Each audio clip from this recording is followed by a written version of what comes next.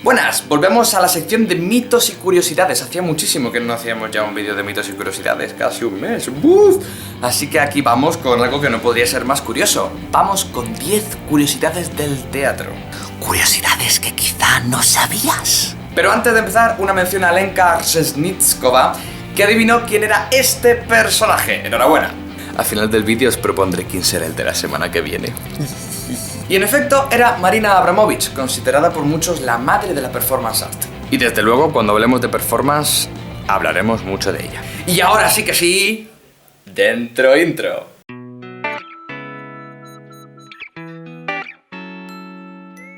Seguro que todos habéis escuchado esto alguna vez, o incluso lo habréis dicho. Pues lo cierto es que los motivos de esto eran bastante literales. Resulta que en los siglos XVI y XVII los ricos en teatro iban en carrozas, que como sabéis eran tiradas por caballos. Y la cosa es que cuantos más pinos plantasen los caballos cerca del teatro, pues significaba que más ricos había y por tanto pues más dinerito. Este quizás es menos conocido, pero seguro que lo habéis escuchado alguna vez. Seguro que habéis oído que llevar ropa amarilla en teatro da mala suerte. Molière, un dramaturgo y actor francés ya muy reputado en su época, estaba representando una de sus comedias, El enfermo imaginario, y vestía de amarillo. Lo que se cuenta es que murió durante la representación. Pero esto no fue así. Molière por aquel entonces ya estaba enfermo de tuberculosis y murió en su casa. Lo único que no queda claro y no he podido encontrar es si terminó la obra o la dejó a medias. Lo que está claro es que fue la última obra que hizo. Pobre Molière.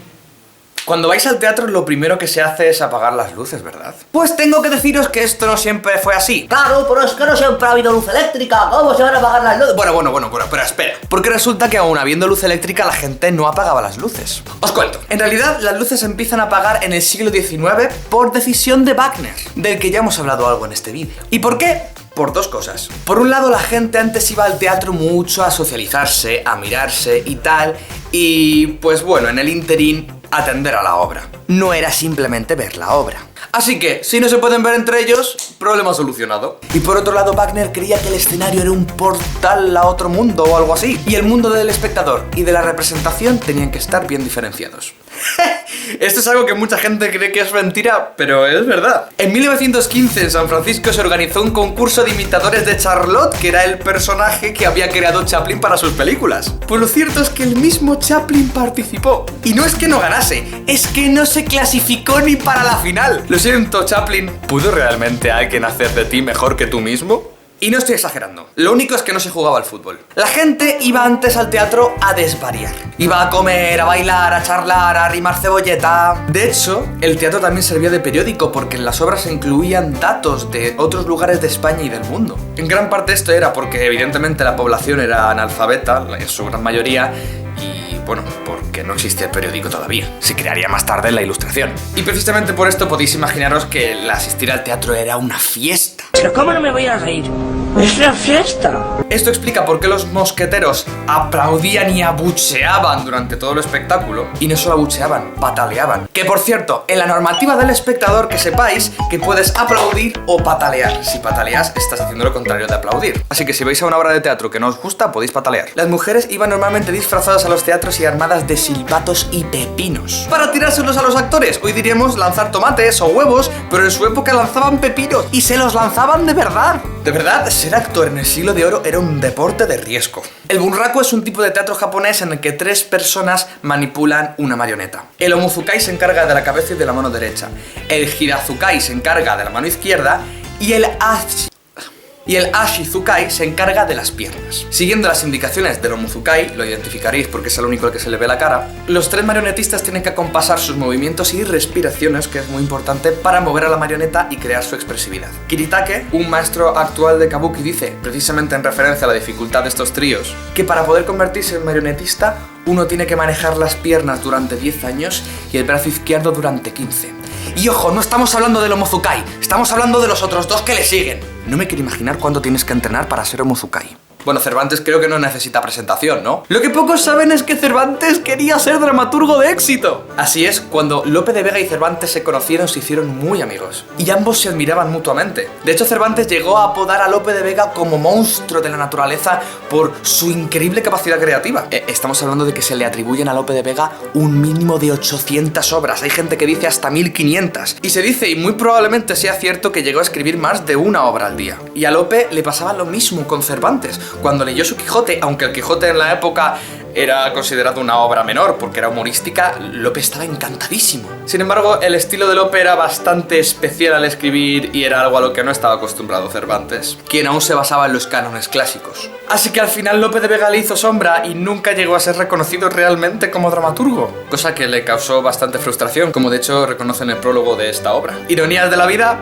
Lope de Vega tampoco quería ser reconocido como dramaturgo, quería ser conocido como poeta. De verdad, culo veo, culo quiero. Como creo que ha quedado claro en los puestos anteriores, el teatro era un fenómeno de masas. Y la gente estaba tan loca por los actores y por las obras en aquella época como ahora mismo lo están las Believers y los Believers por Justin. ¡O más! En el siglo XIX, en el teatro de Estados Unidos, había sobre todo actores británicos. Por lo que Edwin Forrest, el primer actor estadounidense en especializarse en Shakespeare, no tardó en subir a la fama. Su rival británico era William Charles Macready, considerado como el mejor actor de su generación. Entonces tenemos el frente estadounidense y el británico, pero es que además tenemos que Forrest representaba al proletariado y Macready de alguna manera representaba a la clase adinerada de Estados Unidos.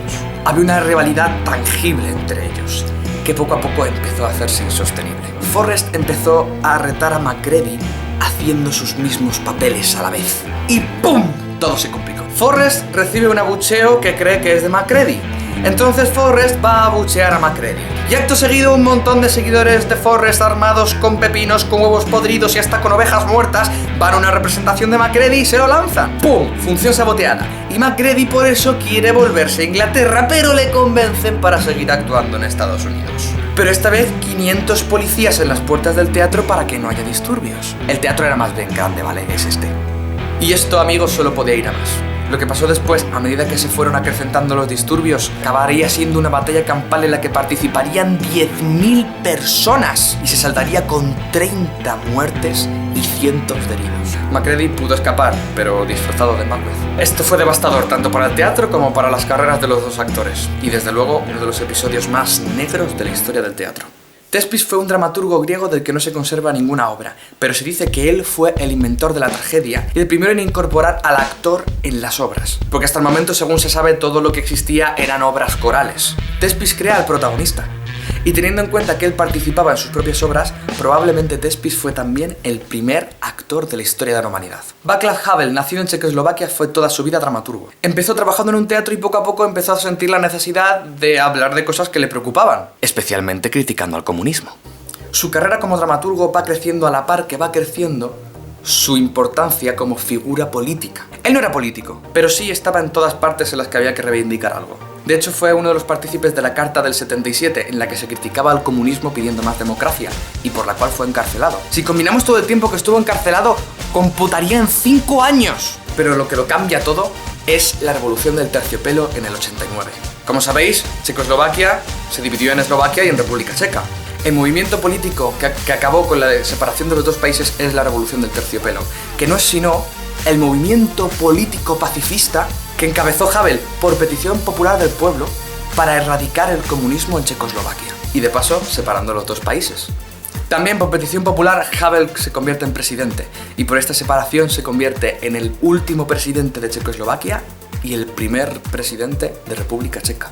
Pero es un tío que le escribía cartas a Harold Pinter, uno de los dramaturgos más importantes del teatro del absurdo. Y hasta aquí el vídeo de hoy. Espero que os hayan resultado curiosas las curiosidades de este vídeo. Y no olvidéis suscribiros, especialmente darle a la campanita para que os lleguen todos mis vídeos. Comentad qué os ha parecido, dadle al like si os ha gustado. Y no os olvidéis de seguirme en las redes sociales que estarán puestas al final de este vídeo.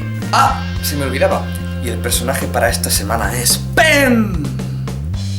¿Qué? ¿La adivináis? Y nos vemos en el próximo ensayo.